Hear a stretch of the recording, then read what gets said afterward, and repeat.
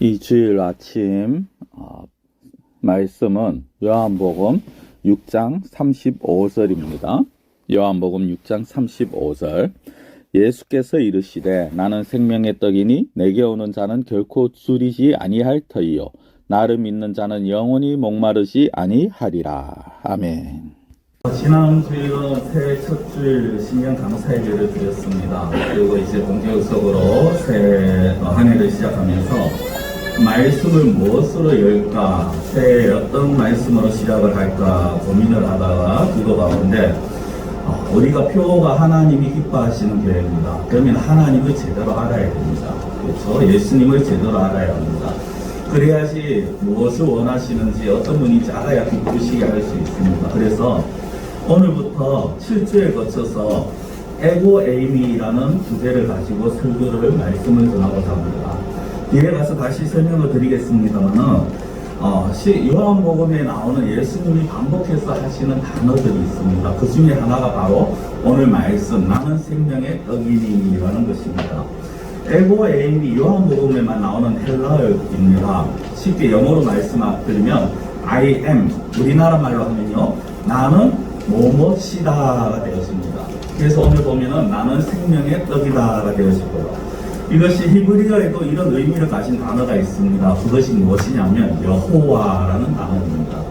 우리는 여호와를 그냥 하나님의 한 이름으로만 알고 그렇게 쉽게 부릅니다. 어떤 분들은 기도할 때 그냥 여호와 하나님 아버지 이렇게 말을 합니다. 그런데 그 여호와라는 의미가 사실은 따로 있습니다.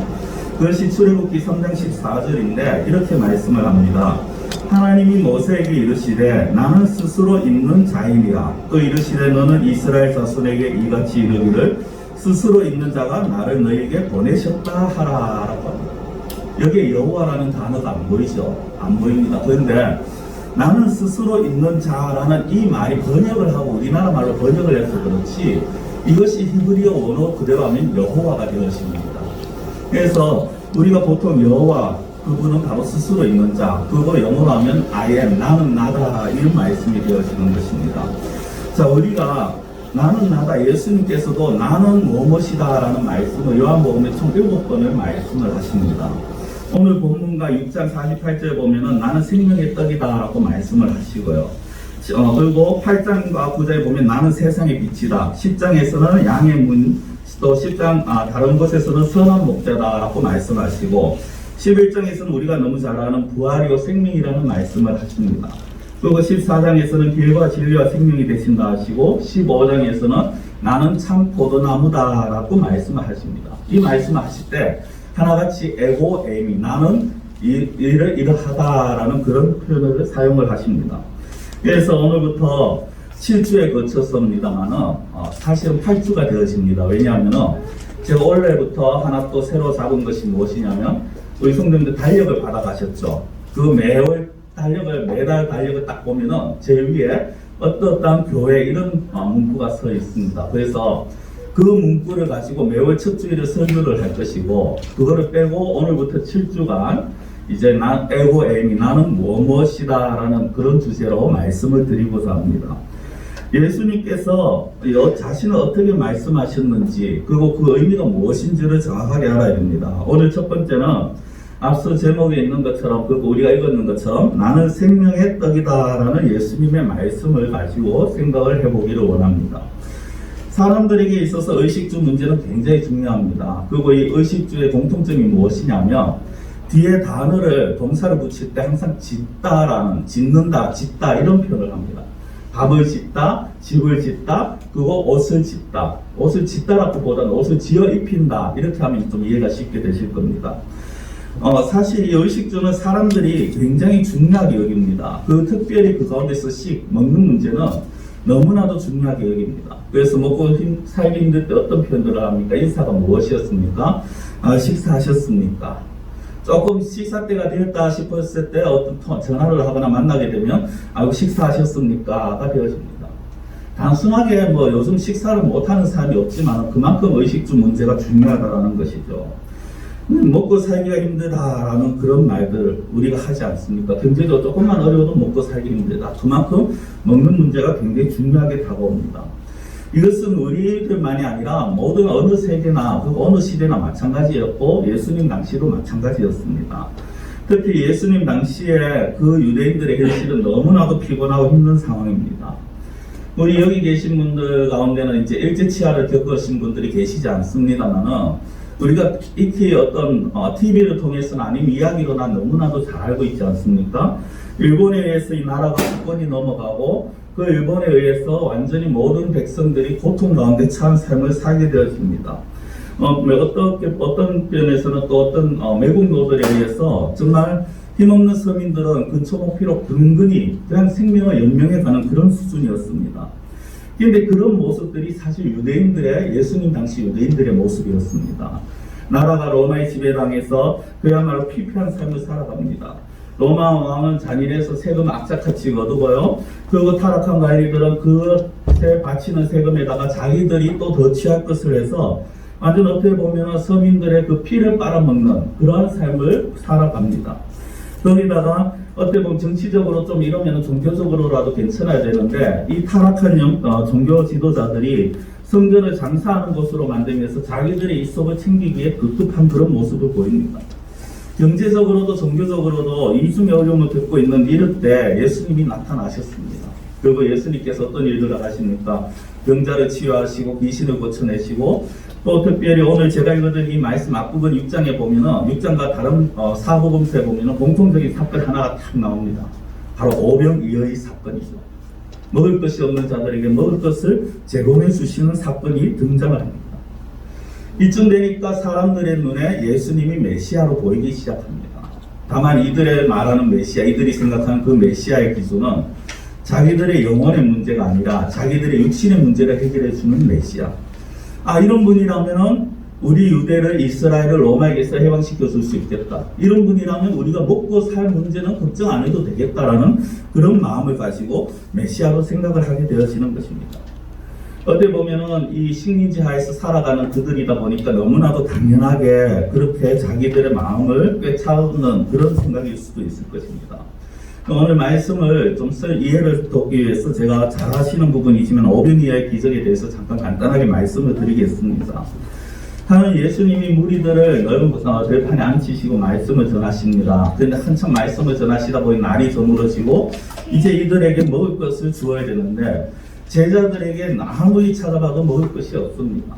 이들이 원래 예수님도 그렇게 말씀을 하셨고 다니신 것처럼 전대 하나 차고 다니지 않는 그런 분과 그 예수님과 제자들이었기 때문에 먹을 것이 없는 건 당연한 것입니다. 그래서 이들은 마을로 돌려보내야 되느니 어떻게 되느니 막 옥신각신하고 머리를 짜매는데 우연찮게 한 아이가 가지고 있는 도시락을 발견하게 되었습니다.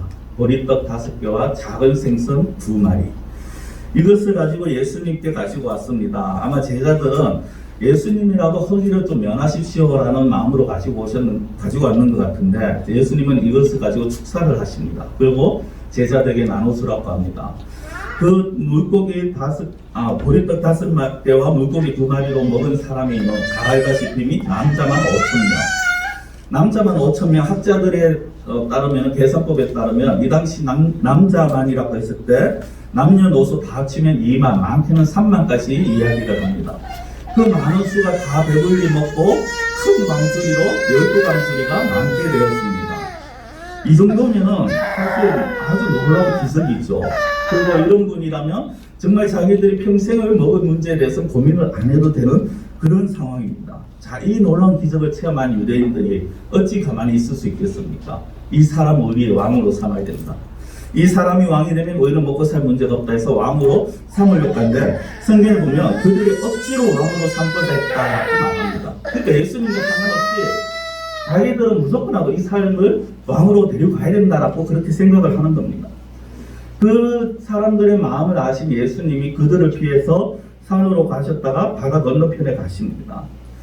그 무리들을 피했는데 무리들이 그런 상황에서 예수님을 찾습니다. 그러다가 바다 건너편에서 예수님과 조우를 합니다. 만나게 되어집니다. 재회를 합니다. 그래서 그 사람들이 어떤 말을 하느냐. 선생님 언제 이곳에 오셨습니까? 우리가 선생님 얼마나 찾았는지 아십니까? 라고 말합니다. 그러니까 그 예수님의 마음은 알지 못하고 우리가 당신을 높은 자리에 만들기 위해서 그렇게 힘쓰고 애써서 당신을 찾아다녔는 우리의 좀 노고를 알아달라는 것입니다. 그때 예수님께서 그 무리들에게 아우 그랬냐고 정말 미안하다고 내가 당신들과 함께 움직이겠다 이런 말을 하지 않습니다. 아주 단호하게 일침을 가하시는데요. 6장 26절 27절에 이렇게 말씀을 합니다. 예수께서 대답하여 이르시되 내가 진실로 진실로 너희에게 이르노니 너희가 나를 찾는 것은 표적을 본 까닭이 아니요 떡을 먹고 배부른 까닭이로다. 썩을 양식을 위하여 일하지 말고 영생하도록 있는 양식을 위하여 하라. 이 양식은 인자가 너희에게 주리니 인자는 아버지 하나님께서 인치신 자니라. 쉽게 말씀드리면 너희가 나를 찾는 이유가 뭐냐? 너희들이 떡 먹고 배불러서 그런 거 아니냐? 근데 그 떡은 결국 썩어 없어질 양식이다. 그런 썩어 없어질 걸 위해서 일하지 말고 영생하도록 있는 양식을 위해서 일하라라는 겁니다. 너희들이 먹고 너희들이 했는 거 그거 결국 하루치 양식 한 끼밖에 되지 않느냐? 말 그대로 일용할 양식이지 않느냐? 그거 먹고 살다 죽으면 그만인데 영원히 살 수 있는 양식 그것을 너희들이 찾아야 되지 않겠냐는 것입니다. 여러분들 이 말씀이 우리는 어느 정도 교회를 좀 다니고 신앙생활하고 예수님 믿으니까 이해가 좀 됩니다. 그런데 이 사람들에게 이해가 될까요? 안 되는 말입니다. 이 사람들은 도저히 이해를 할 수 없는 게 지금 자기들은 먹고 사는 문제가 가장 중요한 문제예요. 아니 솔직하게 우리가 교회를 다니고 예수님을 믿기 때문에 이해가 된다라고 말을 할 수 있지만 한번 다 떼놓고 한번 생각해 보시기 바랍니다. 우리가 일하는 이유가 무엇입니까? 먹고 살기 위해서 아닙니까? 내가 먹고 살기 위해서 농사를 짓고 내가 먹고 살기 위해서 회사를 다니고 내가 먹고 살기 위해서 일을 하고 돈을 버는 것 아닙니까? 그것이 썩는 양식이라고 하시면서 근데 예수님은 그것을 위해서 일하지 말라는 거예요. 너희들 지금 먹고 사는 문제 그것이 중요한 게 아니에요. 왜 먹고 사는 문제가 중요하지 않습니까? 중요하죠. 근데 예수님은 그것을 완전히 없애라는 것이 아니라 포기하라는 것이 아니라 그것보다 더 근본적이고 더 중요한 문제를 말씀을 하시면서 그것을 찾으라는 것입니다. 영생하도록 있는 양식을 위해서 일하라라고 말씀하죠. 그 영생하도록 있는 양식은 하나님께서 인치신 인자가 주는 것이다 라고 말씀합니다. 여기서 인자가 누굽니까? 우리는 너무 잘 압니다. 여기서 인자는 예수님이라는 것을 너무나도 잘 압니다. 근데 유대인들은 그것을 깨닫지 못합니다. 그래서 다시 질문합니다. 그럼 어떻게 하는 것이 하나님의 일을 하는 것입니까? 그럼 하나님께서 보내신 자를 믿는 것이 하나님의 일이다 라고 말씀을 또 예수님이 대답을 하시죠. 하나님께서 보내신 자가 결국 누굽니까? 예수님 자신입니다. 이 유대인들이 또 여기서 그러면 그렇습니까? 그럼 우리가 예수님을 믿겠습니다 하면 되는데 또 질문을 합니다. 그럼 당신이 하나님의 보내신 자라는 것을 우리가 확인할 수 있도록 우리에게 표적을 보여다 주십시오 라고 그렇게 질문을 합니다. 요구를 합니다. 어떻게 보면 참 웃기는 그런 말입니다. 이들이 왜 지금 이곳에 와 있습니까? 어령이의 기적을 보고 예수님을 왕으로 추대하고자 지금 예수님을 찾아서 이곳에 온 자들입니다. 그런데 지금 어떤 말을 합니까? 또다시 새로운 표적을 보여달라는 겁니다. 지금 이 무리들의 머리에는요, 아니 예수라는 자가 왜 갑자기 뚱딴지같이 이상한 소리를 하지? 그럼 우리가 자기를 왕으로 추대하겠다 했을 때 알았다 하고 그냥 우리와 함께 가면 되는데 무슨 영생이 어쩌고 뭐 하나님의 일이 어쩌고 말이 안 되고 이해가 되지 않는 것입니다. 자, 그래서 이들이 말하는 것이 무엇입니까? 그러면은 영생하고 있는 양식이라 했는데 그들의 머릿속에 딱 떠오른 사건이 무엇이냐면 바로 자기의 조상들이 광야에서 출애굽 이후에 광야에서 먹었는 만나를 생각을 한 것입니다. 그래서 말하는 것이 무엇입니까? 우리 조상들이 하나님께서 만나를 주심으로써 자신을 나타냈는데 그럼 당신은 우리에게 뭘 보여주겠습니까? 라는 것입니다. 당신이 정말 하나님의 아들이고 하나님이 보내신 자라면 그것처럼 당신도 한번 그런 모습을 만나나 어떤 그런 기적을 좀 보여주십시오 라고 말씀을 합니다. 그래서 예수님께서 하신 말씀이 내가 생명의 떡이다. 나는 생명의 떡이다. 하고 오늘 본문의 말씀을 하신 겁니다. 성도 여러분, 이 사람들이 말하는 만나 한번 생각해 보십시오. 그리고 그 만나를 받았는 이스라엘 백성들. 이스라엘 백성들에게 있어서 반이든 놔두세요. 나로에만 손 안 대면 됩니다. 그냥 지나가면 한번 웃어주시면 되고요.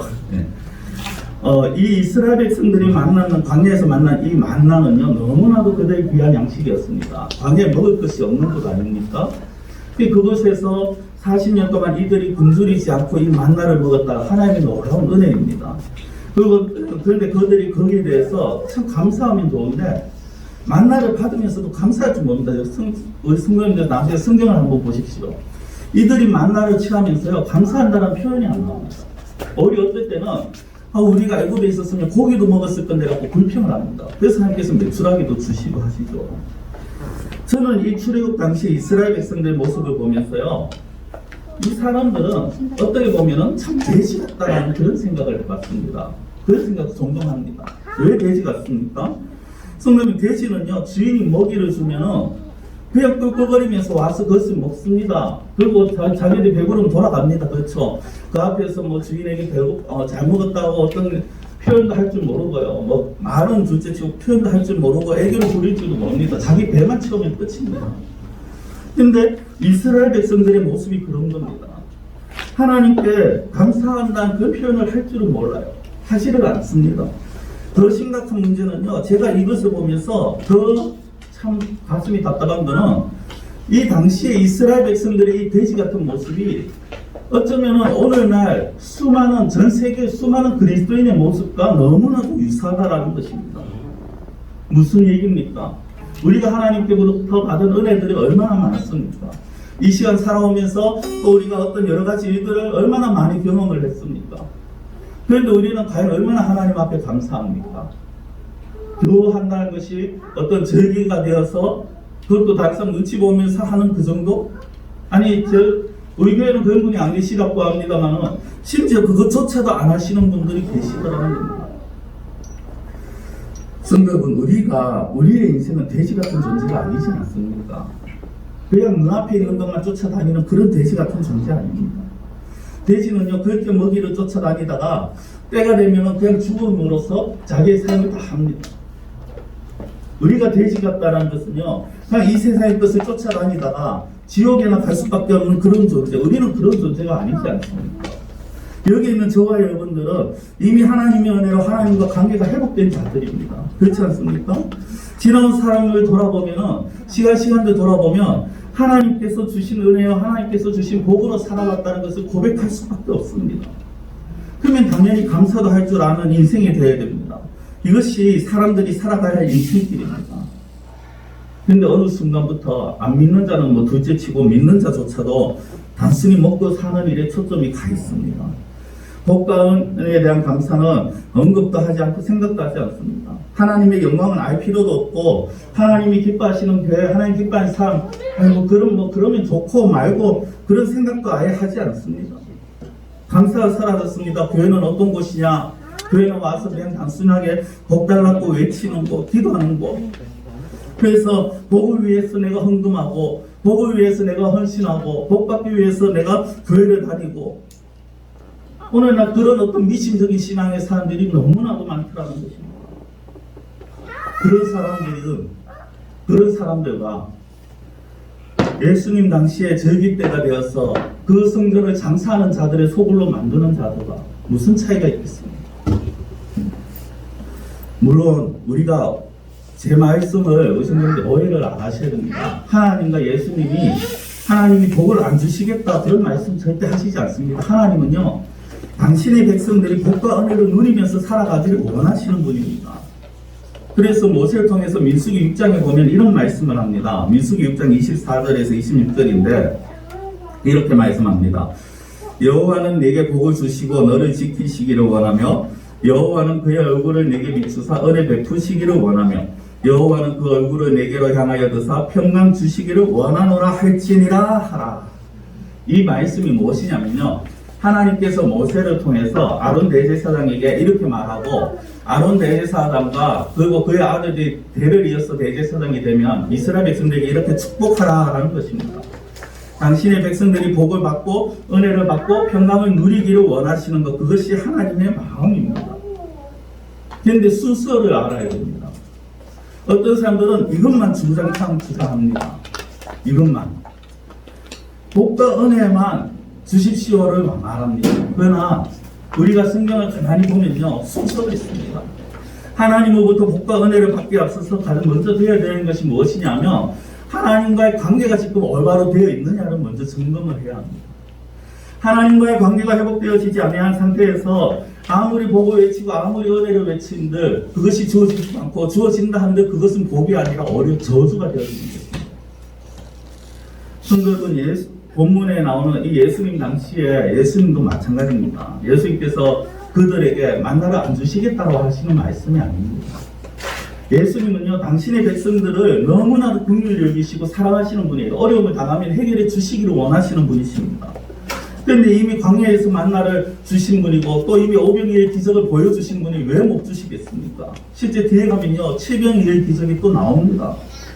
그런데 예수님은 그들에게 단순하게 먹을 것이 아니라 정말 그들에게 필요한 것이 무엇인지부터 다시금 생각하고 그것을 해결하기를 원하셨는 것입니다. 그래서 순서가 중요한 거예요. 성경은 이스라엘 백성들, 출애굽한 이스라엘 백성들이 광야에서 만나를 먹은 그 만나는요, 그들에게 있어서 비상식량일 뿐입니다. 그 광야를 지나면서 버틸 수 있는 비상식량입니다. 결국 그들은 가나안 땅에 들어가서 그곳에서 농사를 짓고 그곳에서 풍성한 결실을 맺어야 합니다. 그리고 그것이 자기들의 것이 될 것이고 하나님께서 그것을 말씀을 하셨습니다. 다만 아직 가나안 땅에 들어가지 못했기 때문에 이곳에서 임시로라도 이것을 먹으라라는 것입니다. 지금 예수님 역시 마찬가지입니다. 너희들이 이 땅에서만 살 것이 아니지 않느냐. 너희들은 영원한 곳을 가야 할 존재들이고 영생을 누려야 하는데 그 영생을 누리기 위해서 먹어야 할, 영생을 누리기 위해서 취해야 할 양식은 생각지도 못하고 왜 지금 당장 너희들 눈앞에 있는 그 먹을 문제, 그 하루치의 양식, 지금 당장 눈앞에 문제만 그렇게 연연하고 있느냐는 것입니다. 지금 당장 눈앞에 보이는 거, 이따가 없어지는 거, 그런 것에 연연하거나 목숨 걸지 말자라는 것입니다. 영원한 것, 영원히 갈 하나님의 나라에 들어갈 수 있는 그 양식을 찾아야 하는 것입니다. 성경 소탐대실이라는 사자성어가 있습니다. 작은 것을 탐하다가 대실 큰 것을 놓친다라는 겁니다.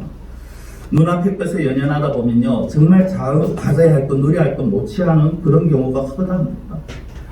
우리가 영원한 것, 정말 큰 것을 잡아야 되는데 그것보다 눈앞의 것 때문에 그 영원히 누려야 할 것, 그것을 못 잡는 인생들이 너무나도 많습니다. 중요한 건 불신자들보다 역사적으로 수많은 그리스도인조차도 그런 잘못을 범해오고 있다는 것이고 본문의 유대인들 역시 그런 잘못을 범하고 있다는 것입니다. 영원한 생명을 위한 양식이 바로 눈앞에 있음에도 불구하고 그들은 그 영원한 생명을 위한 양식을 알지 못합니다. 오히려 이따 없어질 것, 썩어질 만나를 추구하고 있는 것입니다. 오병이어의 기적을 일으켜주신 예수님께서 하루치 만들어준 오병이어만 갖고 살기를 원하시는 것이 아니라 지금 예수님은 그들이 영원히 천국에 가서 살도록 하나님의 말씀을 먹을 것을 바라시는 것입니다. 그런데 이들은 여전히 만나만 외칩니다. 여전히 오병이어의 기적만 일으켜달라는 겁니다.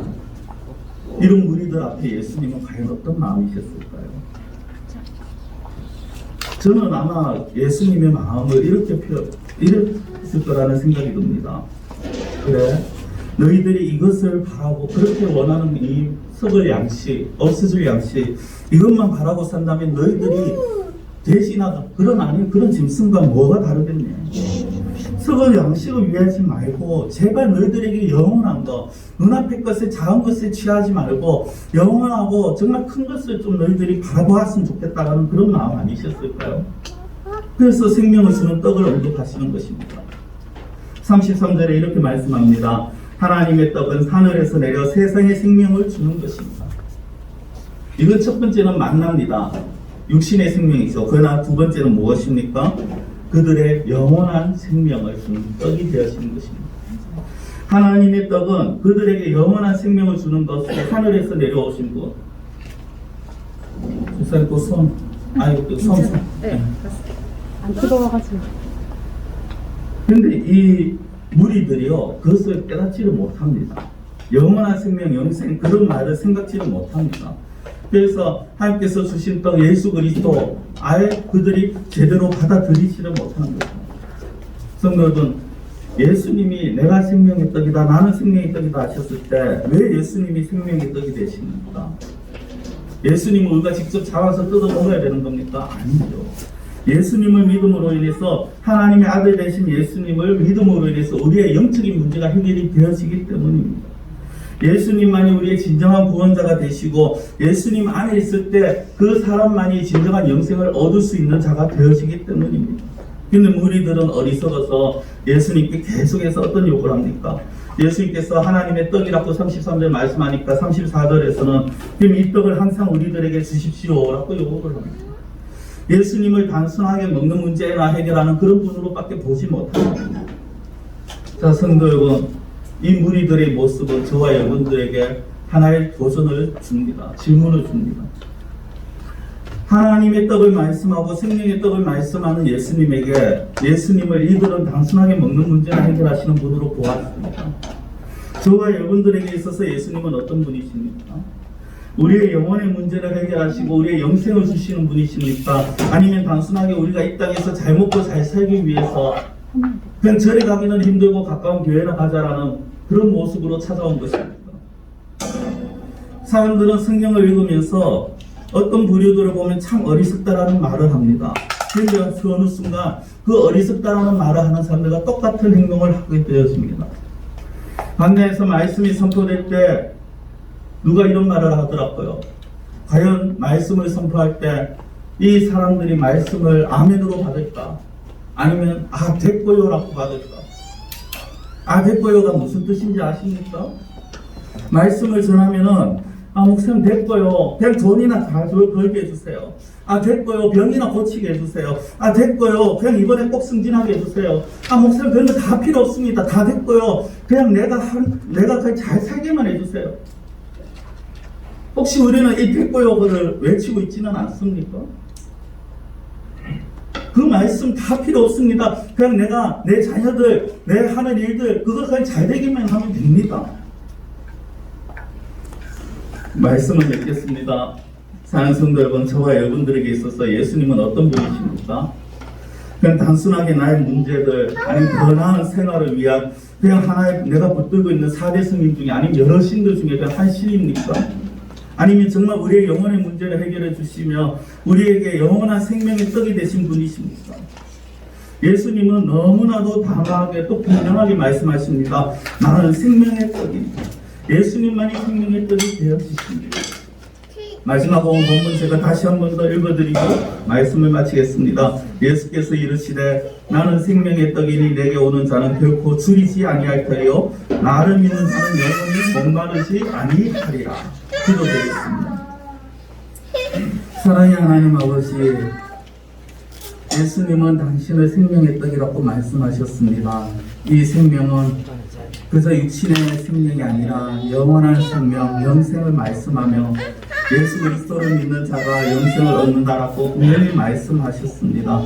그러나 당시에 수많은 무리들과 그리고 오늘날도 정말 잘못된 발걸음을 가지고 잘못된 생각으로 예수님을 그저 하나의 신으로 하나의 자기 만족을 위해서 또 자기의 소원을 들어주는 분으로만 오해하는 그런 수많은 사람들이 이 세상에 득실거리고 있는 이런 상황에서 사랑의 하나님 아버지, 여기 모여있는 저와 우리 모든 성도들은 예수님이 우리들의 참 생명의 떡이 되심을 분명히 기억하게 하시고 깨닫게 하시고 이 사실이 믿어지게 하시고 단순히 눈앞의 현실에만 연연하여서 작은 것에 취한 것에만 우리가 매달리는 것이 아니라 정말 하나님과의 관계를 올바로 회복하며 예수님을 제대로 알고 예수님을 올바로 믿고 나아가는 참된 믿음의 사람들이 되어지게 하여 주시옵소서.